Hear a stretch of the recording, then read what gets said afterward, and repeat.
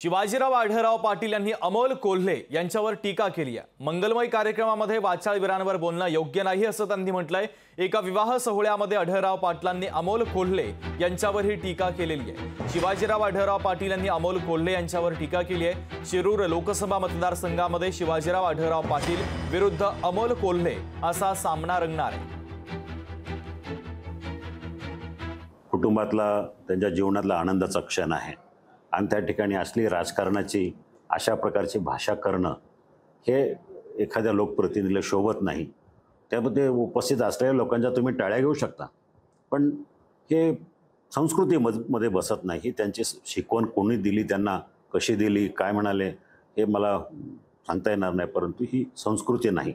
एखाद्याच्या लग्नाला गेले नम्रपणे त्यांचं अभिवादन करावं, नम्रपणे त्यांना शुभेच्छा द्याव्या, पण अशा प्रकारच्या लग्नाच्या भाषणामध्ये एखाद्या वाचाळवीरासारखं काहीतरी बरळायचं हे बरं वाटत नाही।